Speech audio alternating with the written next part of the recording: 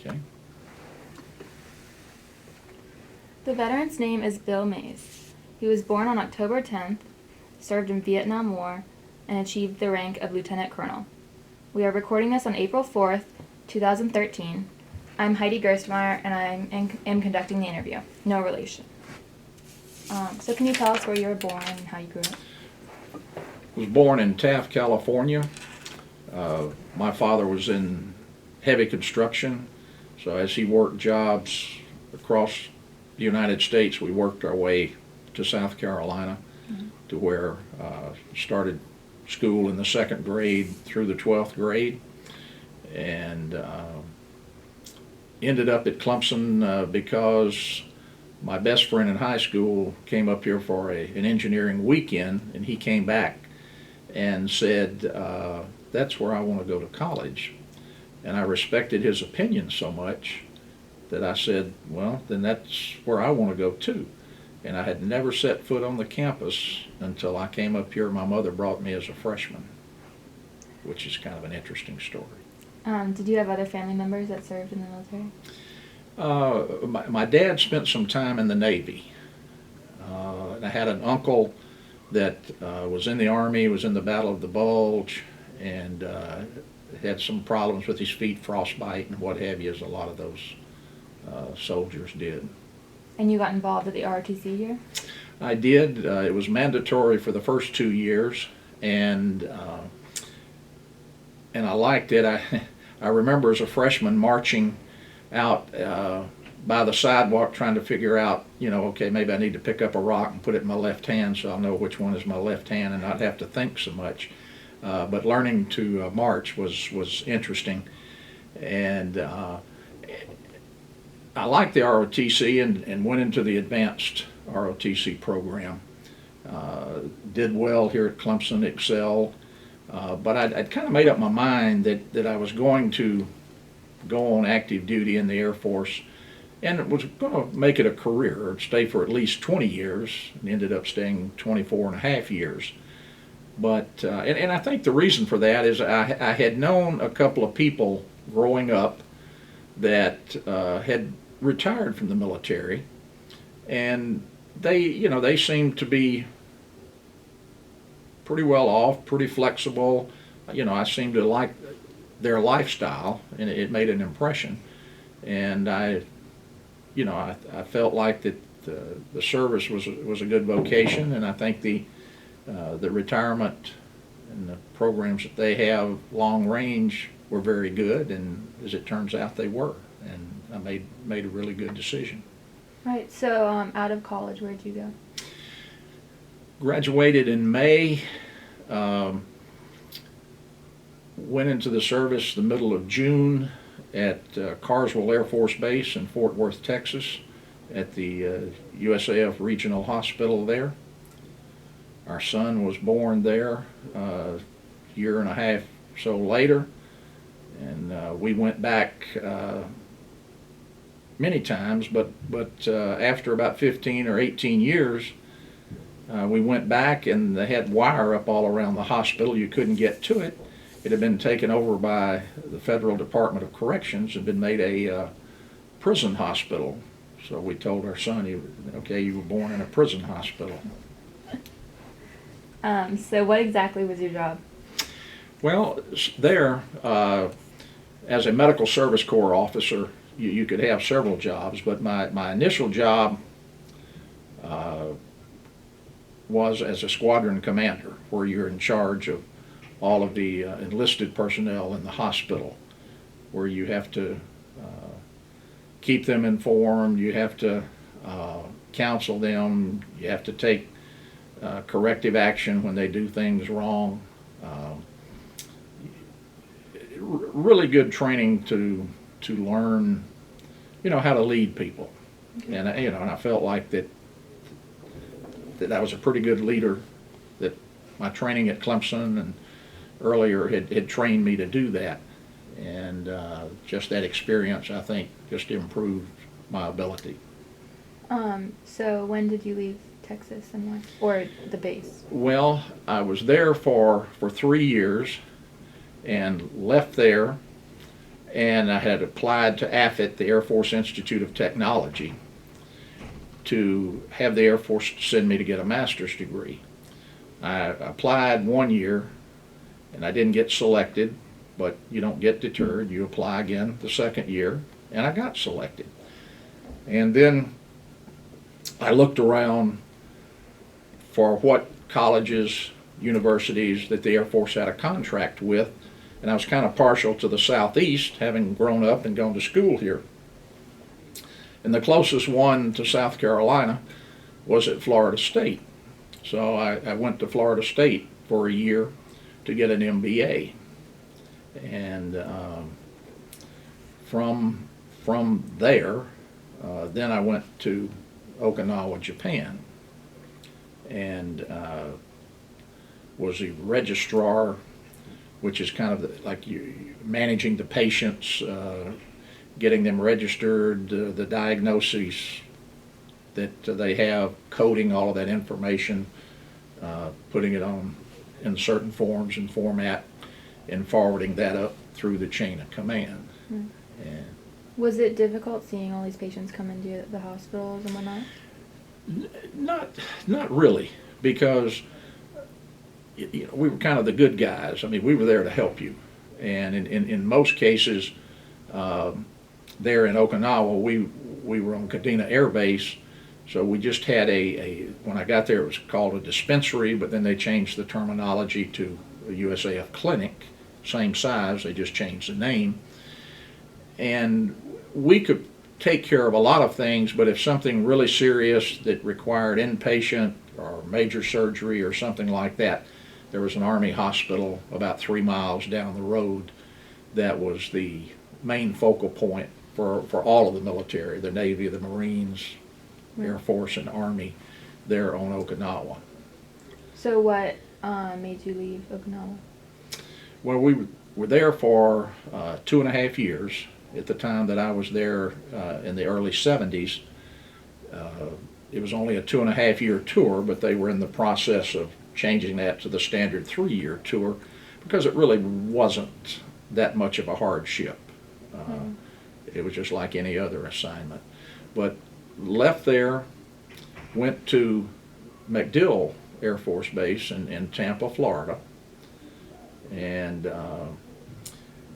there at the big hospital at MacDill, I was the resource management officer, which is kind of like managing the money and the budget and working with headquarters in trying to fill the shortfalls and preparing the budget for next year for what we're going to need, working with all the departments.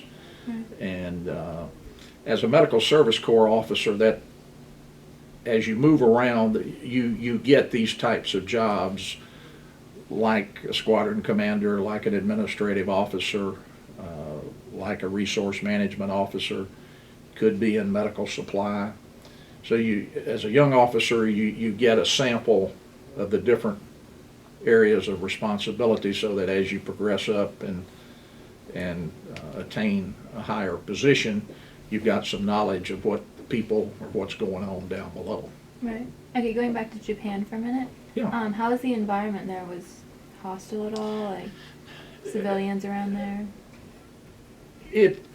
No, I wouldn't call it hostile environment. The military at the time we were there,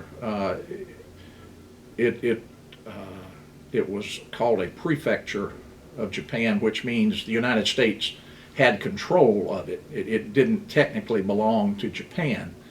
Now, shortly after I left in the 70s, it reverted back to Japan, and I think that was more symbolic, but the U.S. forces there and the U.S. government provided a lot of jobs and pumped a lot of money into the Okinawan community. And so for the most part, I mean, everybody got along really well. Now, interestingly enough, Okinawa was where some of the fiercest fighting took place during the Second World War, where you had Japanese fighting American soldiers. But, you know, that was, 30 years removed. Now, occasionally, some incident would spark some tension. And the Okinawans were famous for their snake dance. That's just where, I don't know, 8 or 10 or 12 across, and I don't know how deep, 30, 40, 50 deep, and they're kind of snaking, dancing around by the main gates, kind of protesting.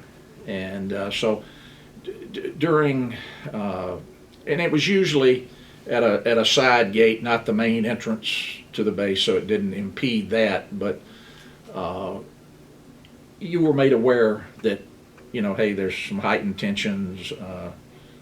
Don't use that gate, or just be alert where you are. But it was just their way of kind of protesting. How's the morale among all the people in the hospital? Morale, for the most part, was good. Not only in the hospital, but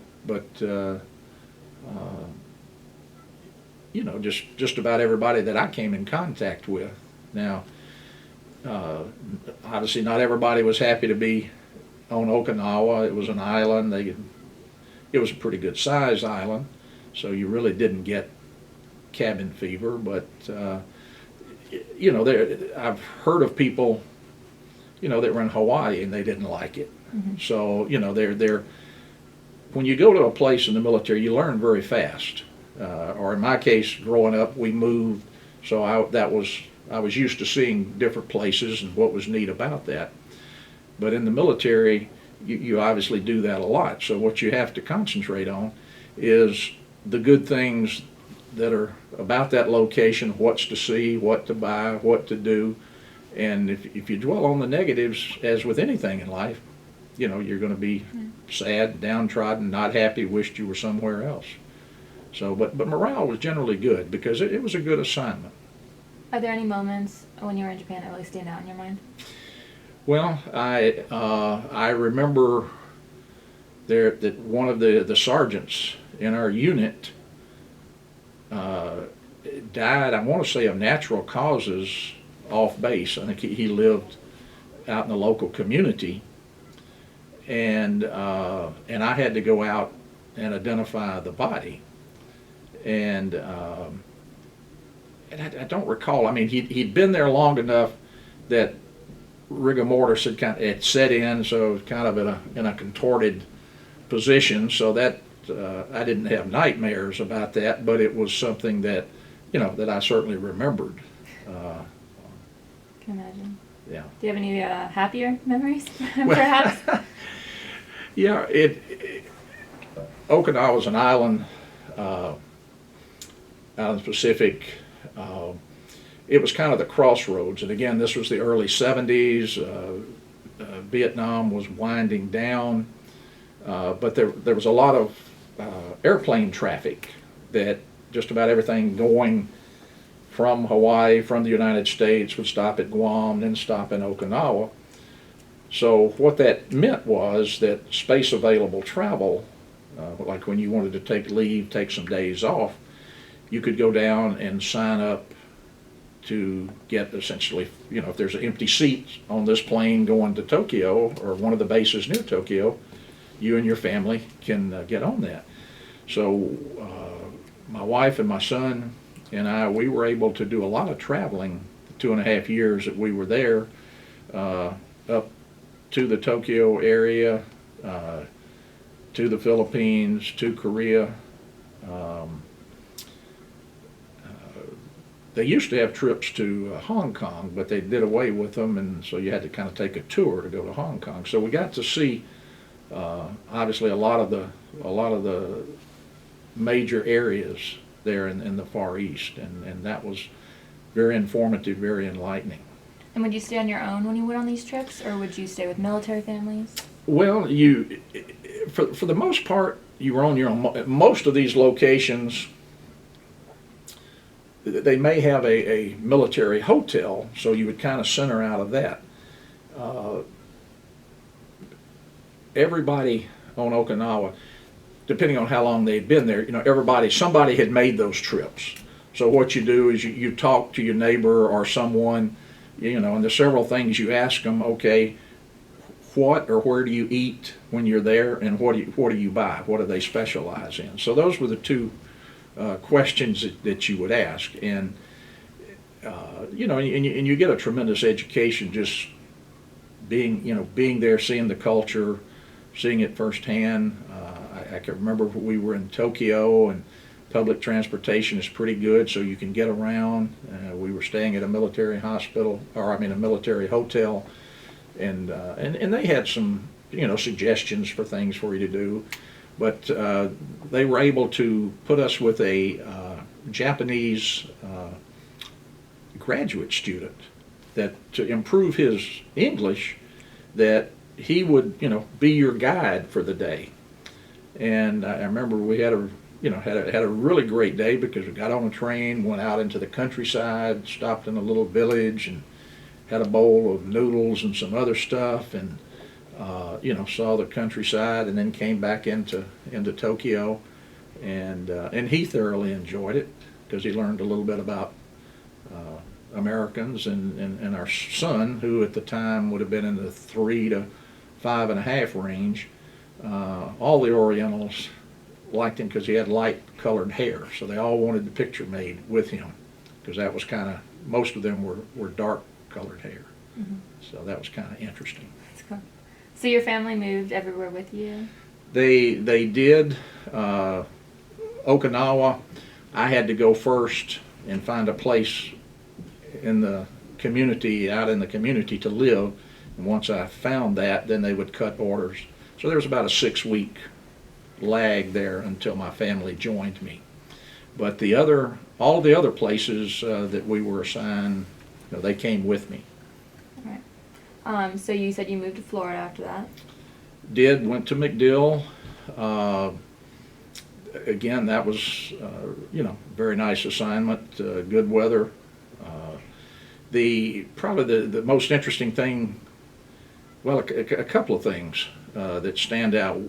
I had duty on a Saturday at the hospital, administrative officer of the day, and that happened to be the day that they had a big air show there at MacDill. And of course there were a lot of military, civilians, people out there just to see the air show, watch the demonstration. And I can remember going up on the roof of the hospital, which was several floors high, and kind of watching what was going on. And it was kind of a freakish thing, because it really wasn't like a big buildup of severe thunderstorm, but there was some freakish lightning, and lightning struck a lady and killed her, unfortunately. And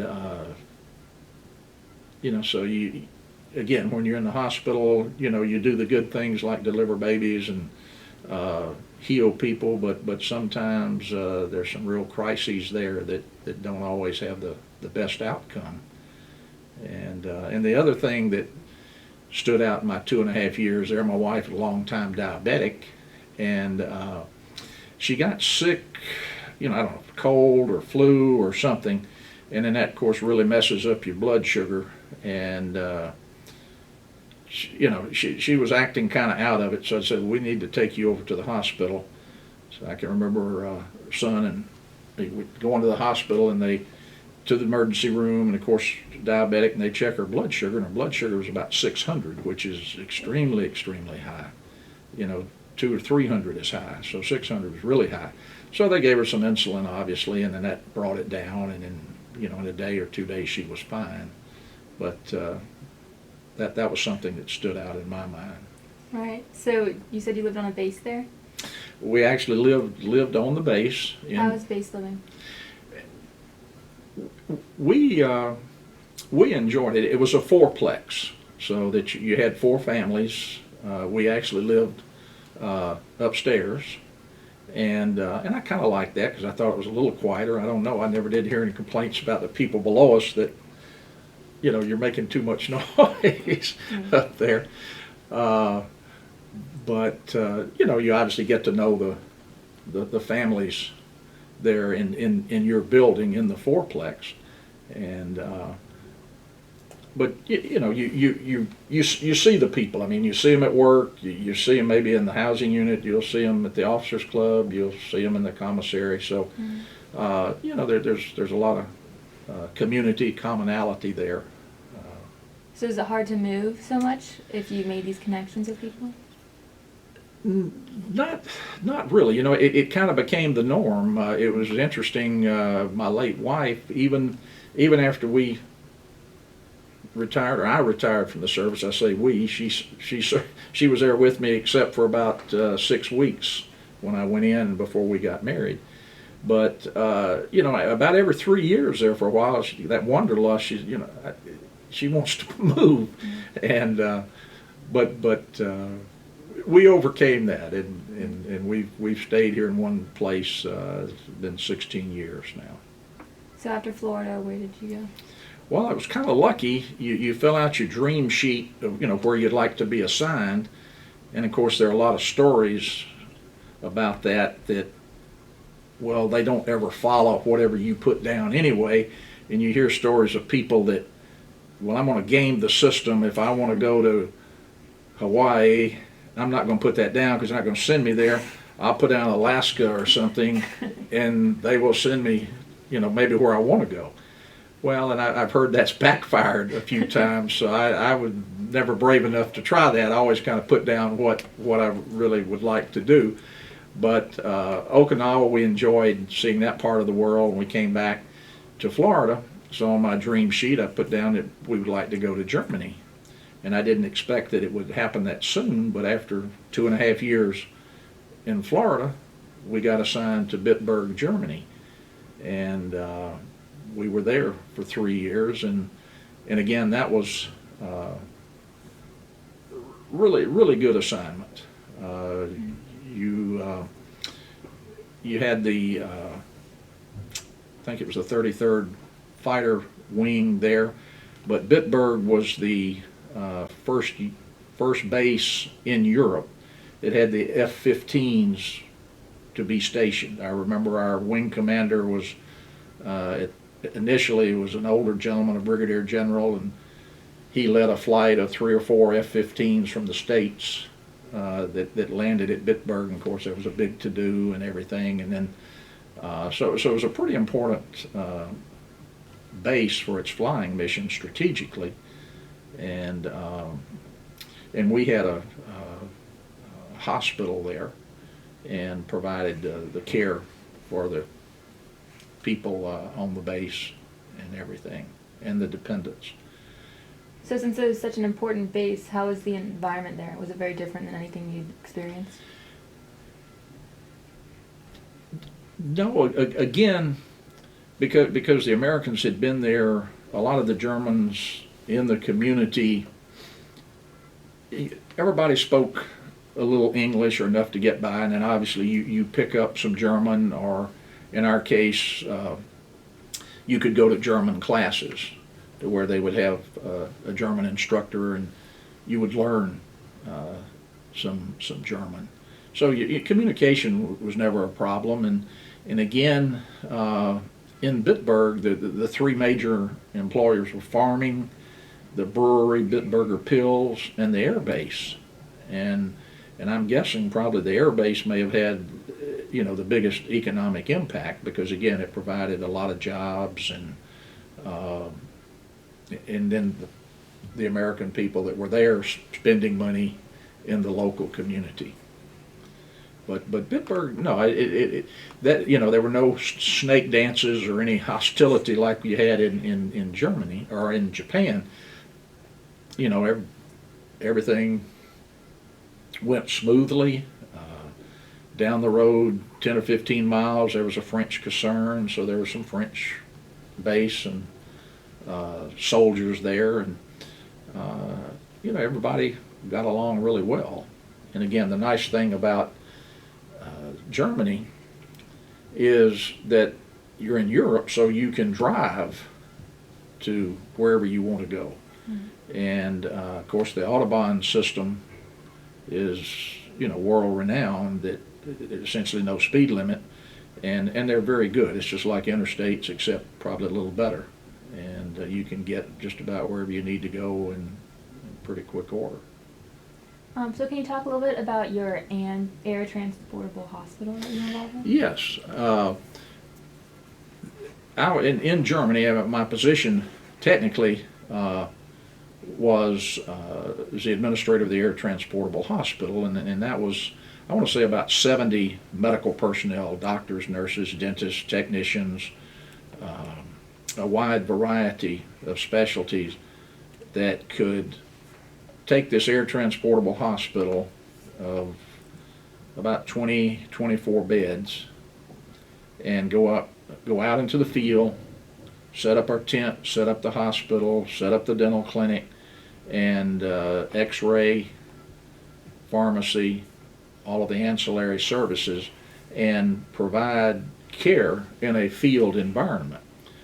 And at least once a year we would do that somewhere on the base or on an area.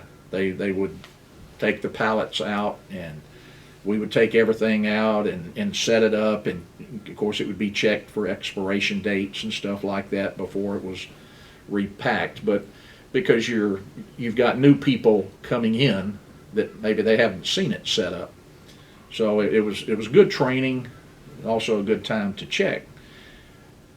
About the third year that we were there, they actually decided to deploy us to southern Italy on an Italian air base and to set up under a bare base concept, which meant you're living in tents, you're being fed in tents. It's a tent city. You know, even though you're on a base, you don't have any of the niceties of the base. You're supposed to be out in the wilderness somewhere in tents. And it turned out to be a 4-week exercise for us and the civil engineering and probably some security police, because we would go in a week ahead of time and set up the hospital.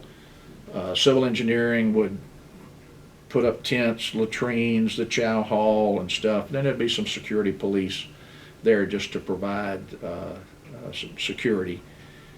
And then all of the participants would come in for a 2-week actual exercise, to where you had planes flying and technicians, munition technicians and things. A lot of people that were into the tent city for the actual 2-week exercise, working with the Italians and I think probably some other nationalities there also. And then after that was done for 2 weeks, then you were there for one final week, and that's when you're there again to provide medical care, because civil engineering was still there, taking stuff down and trying to put everything back the way it was. But it's some interesting stories about that. I can remember we had, in fact, I think it was a pilot who had gotten sick, and he was in one of the wards, and he had an IV going, and they were doing some flights, some type of part of the exercise, zooming around in our vicinity. And he got up out of the bed and had his IV on a lamp pole and walked outside the tent so he could see what was going on. So that, I'm not sure if anybody ever got a picture of him standing out there, but that was the level of interest of of what was going on. The other interesting thing about southern Italy, and probably all of Italy, obviously you get pizza. Well, and pizza has olives because they're big on olives there. Well, what they didn't tell a lot of people, or the people didn't know, is that the olives still have the pits in them. So people would bite down on it and they would chip a tooth. So we had, 2 or 3 people have cracked teeth, chipped teeth, until we kind of figured out, hey, there's a pattern here. Let's get the word out to everybody. Be careful that the olives have pits in them. Don't bite down on them so hard. So you have to learn to adapt to the environment. And fortunately, it was pretty routine. We didn't really have any serious injury or anything like that. I mean, when you're there for 4 weeks, you got a lot of people coming and going. Yeah, there were some people that, some scratches, some sniffles, dehydrated, but we were able to provide the care for them and, keep everybody moving, doing what they were supposed to be doing. Right. Was it hard to improvise since you weren't in a real hospital? No, because they actually, when they put together the air transportable hospital, they did a good job of identifying, what you would need. I mean, as an air transportable hospital, you can provide a certain level of care. Right. And you have the equipment and supplies and things to support that. I mean, obviously, you're not going to do cardiac surgery or any really invasive surgery. Yeah, we could have probably done it. Well, I know we could have done an appendectomy. If we'd have had an emergency, the doctors were trained to treat an emergency, save a life, stabilize a patient, and if needed be, would be medevac, air evac to a larger facility that could provide more definitive care. Right. But fortunately, that we didn't have any situations like that. And after this, you returned to Germany? After that, after those 4 weeks, we went back to Germany, and I can remember going down to United States Air Force's Europe, USAFE, to the headquarters, and we had actually taken some slides and giving them the medical people there a briefing on what had transpired, and showed them some of the slides and the tents and the living condition and the environment that we operated in, and some of the types of cases that we dealt with. So what were you dealing with when you went back to Germany? Did you head back to the States? I was kind of functioning still there as a registrar, managing the patients and keeping track of the number of patients and the diseases, and I had people working for me, other military people, German nationals that worked in the office also. Right. And I'm kind of an optimistic person, so yeah, I thought all the assignments were good because you enjoyed and took advantage of the things that were there that you don't have elsewhere. Right. And after that, you were in the States at bases for the rest of your career? Yes.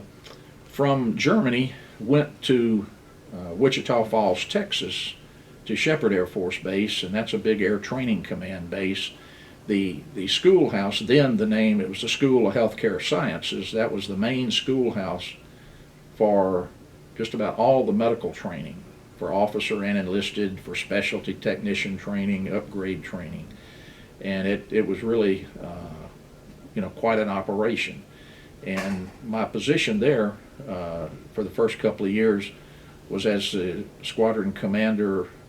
Well, I guess it was more of a group commander, because I had 3 line officers, which was a little unusual arrangement, because typically line officers didn't work for medical people, but in this case they did. What is a line officer? Well, a line officer is a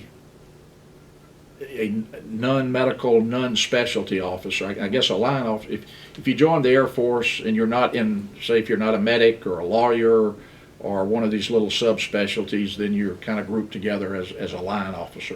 That's the majority of the people. Usually medical people managed medical people, but I had 3 student squadron commanders that were line officers that worked for me. So they kind of handle and manage the students and getting them to class, getting them, handling with their problems and things. And my function was more dealing with the enlisted people there at the School of Healthcare Sciences, which was a pretty big operation. And helping them with all range of things, of problems, of helping them advance, helping them apply for special training or school or assignment, and kept you busy. But I enjoyed working with people. And the nice thing about at the schoolhouse, you have classes, so you've got new people coming in, and I didn't get to interact closely with a lot of these new students coming in, but like the Medical Service Corps, which was my specialty, when you first get in the Air Force, you go through a 3-month basic course there, which I did when I came into the Air Force. Well, you had these classes coming through, about 4 a year, and I would always go to the graduation, and I knew a lot of the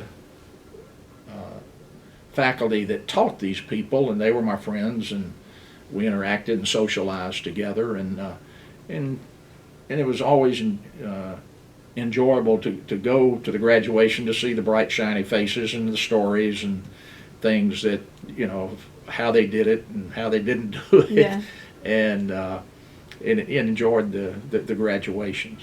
And again, kind of as an aside, as a squadron commander, we would have NCOs go to the NCO Academy down in San Antonio.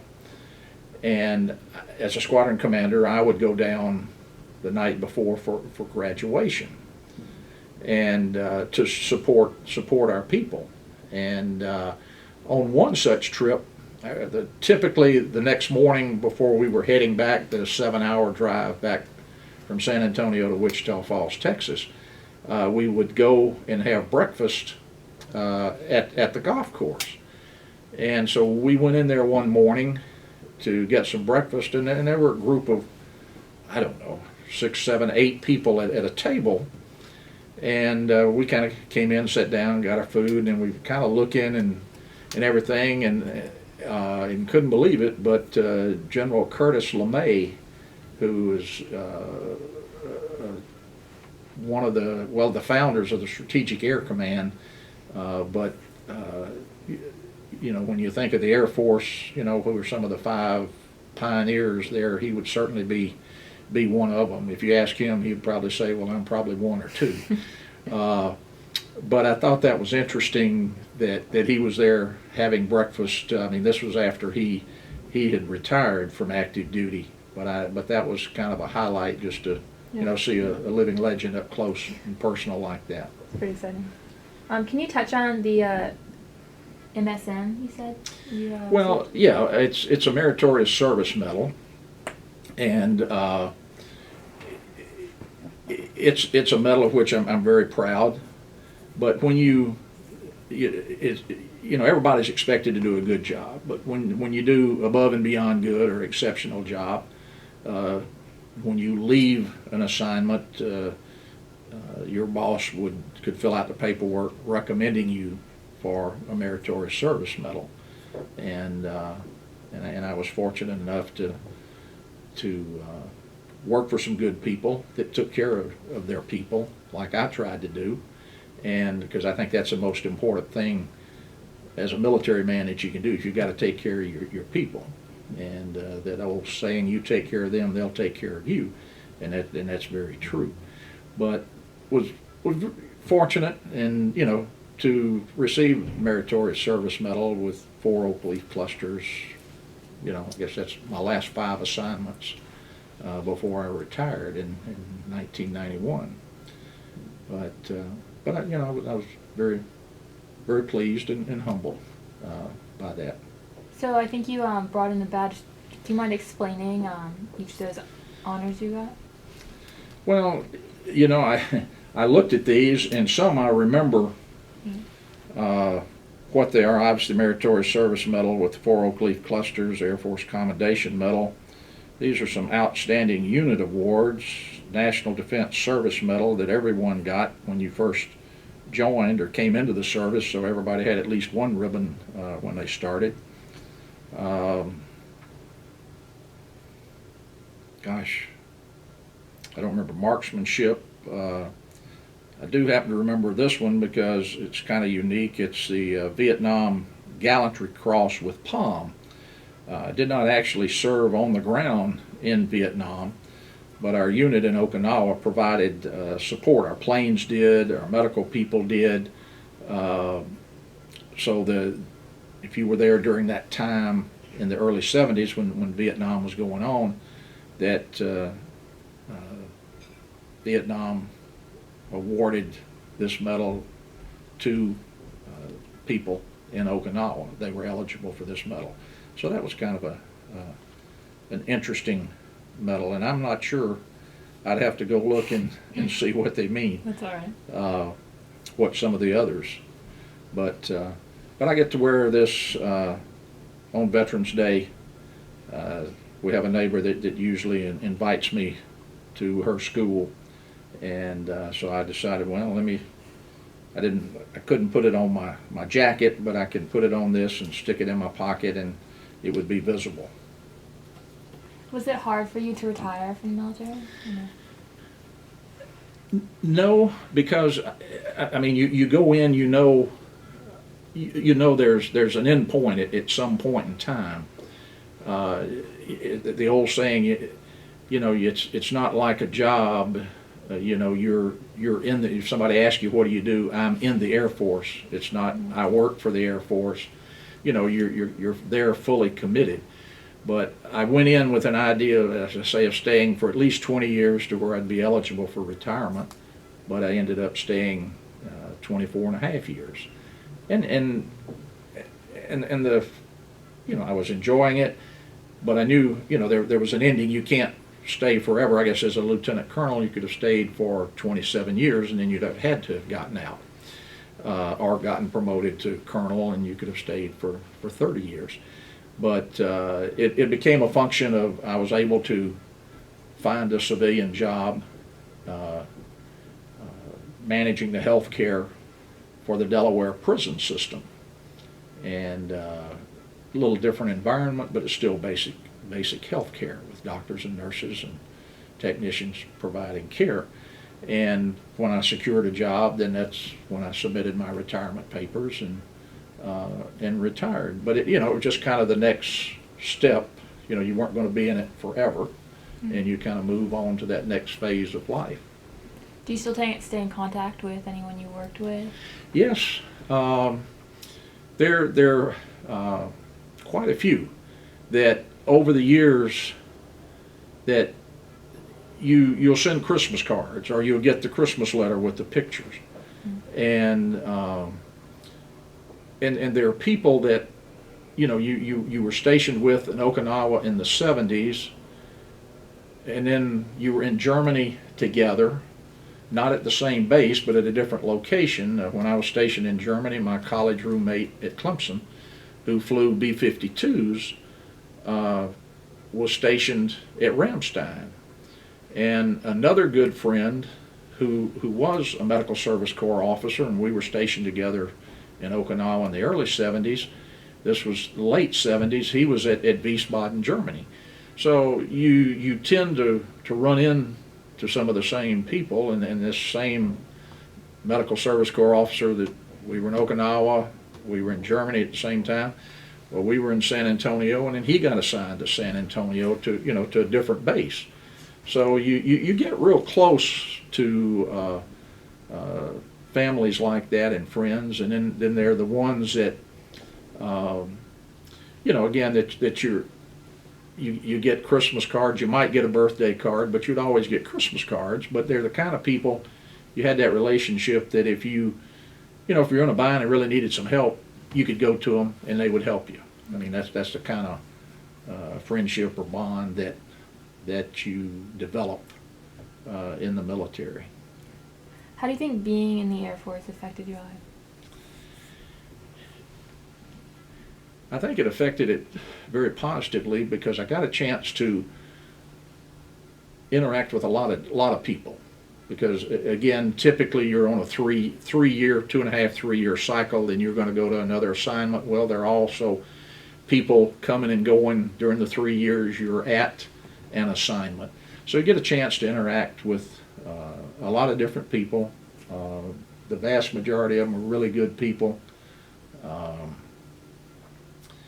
you got to see a lot of the world. My wife and I both grew up here in little towns in South Carolina of 3,000 people, and we got to see, 2/3 of the world, compliments of Uncle Sam. And we kind of used to jokingly say that our son, when we were in Germany, of course he had gone to a lot of these places in Okinawa and in the Far East, but he was small, 3 to 5.5. I really didn't remember that. But then when we got to Germany and going to the Department of Defense schools, he was in, let's see, for a second, he was in the 3rd, 4th, 5th grades. So he remembers going on trips to Paris, seeing the Eiffel Tower, or going down into Bavaria. And it was interesting in a subsequent assignment in Texas where they were studying geography or something, and I don't know if it was the Eiffel Tower or someplace else, but it was places that we had visited, and he just made the comment, as they were talking about, well, yeah, I've been there. And the people said, no, you haven't. I said, yeah, I've been there. So, it was kind of interesting that you, broaden your experience with other cultures, and you go to places that and experience things that you wouldn't ordinarily have done, or certainly as a tourist you don't get that in-depth experience like that. So it was, I think it made us a better person, better citizen of the world. Right. Are there any other moments that stand out to you about your career?